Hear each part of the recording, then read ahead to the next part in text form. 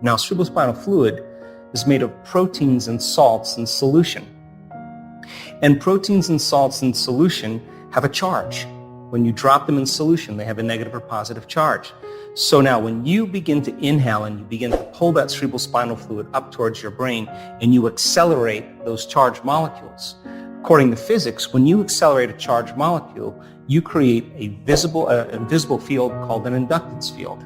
So now there's information going from your brain to your body and from your body to the brain all the time. But when you do this breath and you start accelerating those charged molecules, you create this inductance field moving in a certain direction, and all of a sudden, all that energy from those lower centers start moving up to the brain.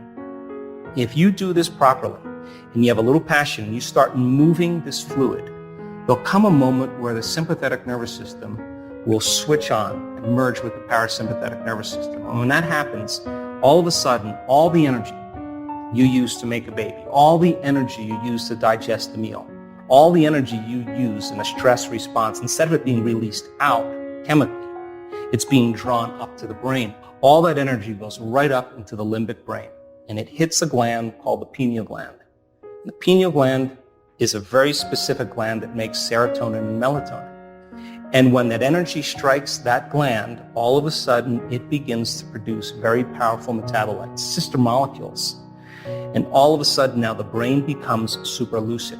And the brain waves that we start to measure are very, very high gamma brainwave patterns. Now the person is super conscious. Now there's more energy in the brain.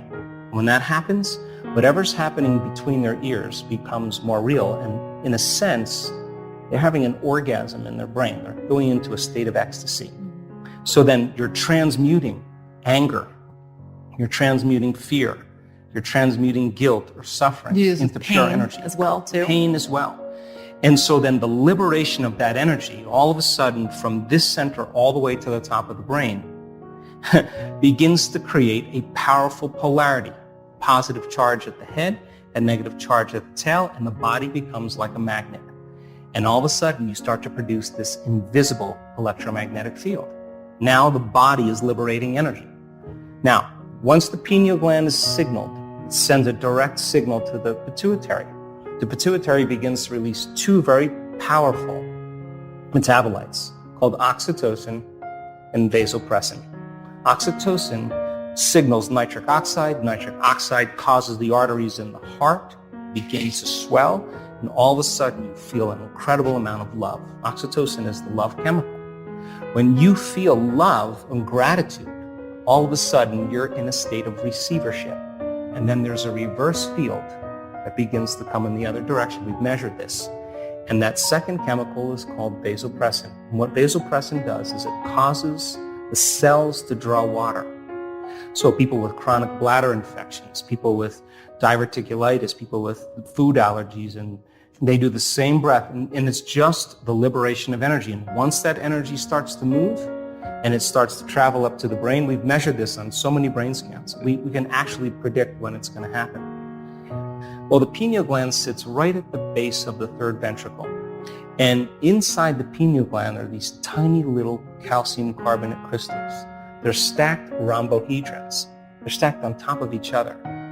And if you find the research, and I found it, the pineal gland has been called a neuroendocrine transducer with piezoelectric properties. Now, those are just big words. But piezoelectric effect is when you take a mechanical stress and you apply it to some crystals, and it begins to produce an electric charge. So then the act of inhaling and bringing that breath all the way to your brain with passion and squeezing those muscles, yogis can do this really well, and holding your breath, you're exerting pressure against that pineal gland.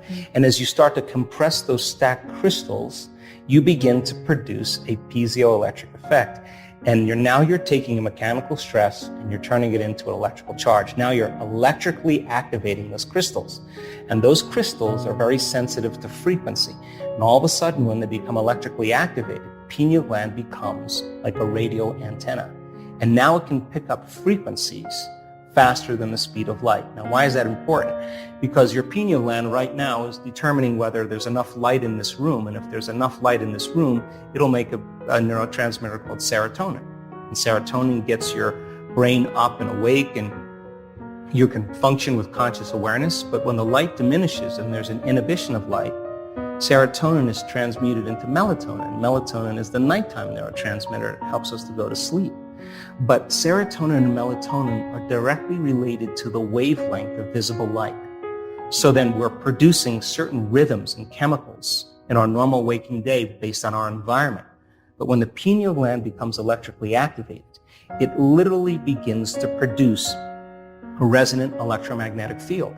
And now that begins to send a signal out, and those crystals stretch until they can't stretch anymore, and then the field reverses and it compresses those crystals, and all of a sudden you have a little antenna right up in your pineal gland.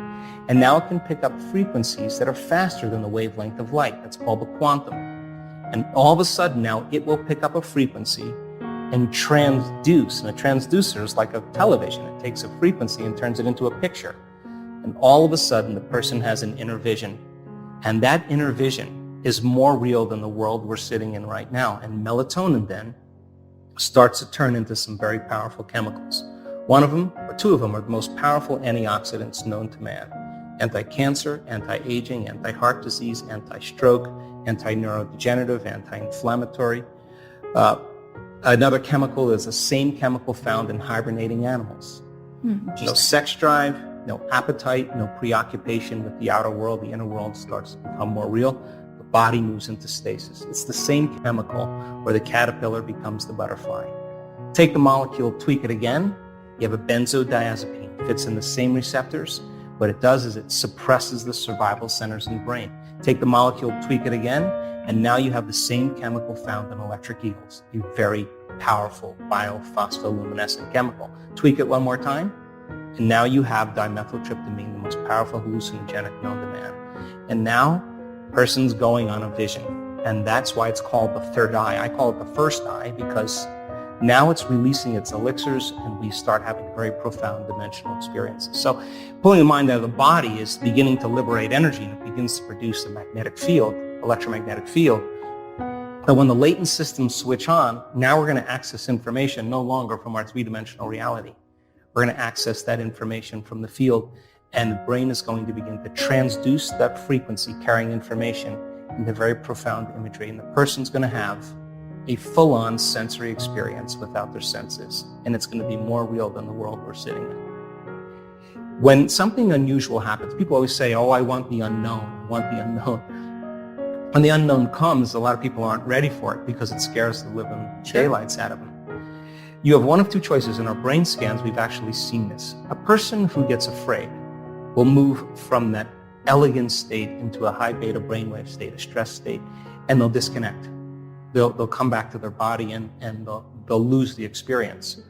Others, they relax and surrender into it. And the more you relax and surrender into it, the less you resist it, the less impedance there is, the less physiological conditions we have. So when it happens, we have to literally surrender and relax into it. And that sounds very easy because, but a lot of times it's not. A lot of times it's more difficult than we think because it's a very powerful frequency. And the feeling that you have is a tremendous amount of love if you can fully surrender to it. And it's not chemical, it's electric.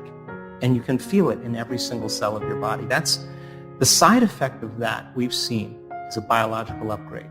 We've seen people's eczema, tumors, Parkinson's, rheumatoid arthritis, Hashimoto syndrome, literally go away after one biological upgrade.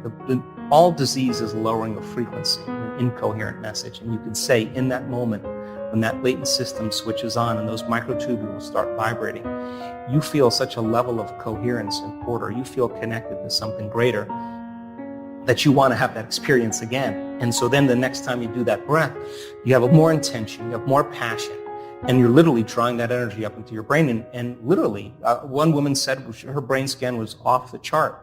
She said, another one of these and I don't need a husband. I mean, she had so much energy in her brain. It was a full-on ecstatic experience. So people are doing it, and the side effect is that the body begins to change dramatically. If you could use the same muscles right now, contract the muscles you use for elimination, front and back, and you were to lift those muscles up, you would be lifting up your pelvic floor, your perineum. Those are the muscles we're going to use to contract the energy related to the first center. If you were to pull your abdomen in and touch your belly button to your spine, you would be contracting the second center, where you would begin to milk the energy out of the second center. If you contract your upper abdomen, now you're contracting the muscles that are related to that center. The act of inhaling through your nose while you contract those muscles, coupling those together, is the act of pulling that energy. Where do we want it to go? Right to the top of our head. So if you took your finger and you were to place it on the top of your head and work your finger now in there, and then take your finger away, if you can keep your attention there, where you place your attention is where you place your energy. So that's your target. So the idea then is to close your eyes and to inhale, and at the exact same time that you inhale, to lift those muscles up and in, and with the intention of pulling the mind out of the body and liberating energy, pulling that energy all the way up into your brain. As you inhale, one slow, steady breath. Follow it from your perineum, through your lower abdomen, through your upper abdomen, through your chest, through your throat, through the brain, all the way to the top of your head. And when you get to the top of your head, hold your breath and now squeeze those muscles a little bit more and just pump that fluid up against the back of your brain and hold it. And then you exhale, relax, and feel. Now, in the beginning, when you learn anything, you have to practice it and it's mechanical. But as you keep practicing, it'll become more intuitive and less step by step. It'll become one motion. So the act is inhale at the same time, perineum, lower abdomen, upper abdomen. And as you inhale, you follow that breath all the way up through your chest, through your throat. Keep inhaling through your brain to the top of your head. When you get to the top of your head, drop your shoulders down, straighten your spine, squeeze those muscles a little bit more.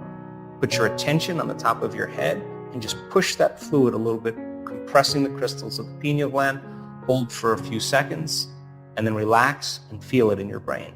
Now, I would recommend when you do this to play some music that has no lyrics, but has some drums or has some music that you can interpret as the movement of energy.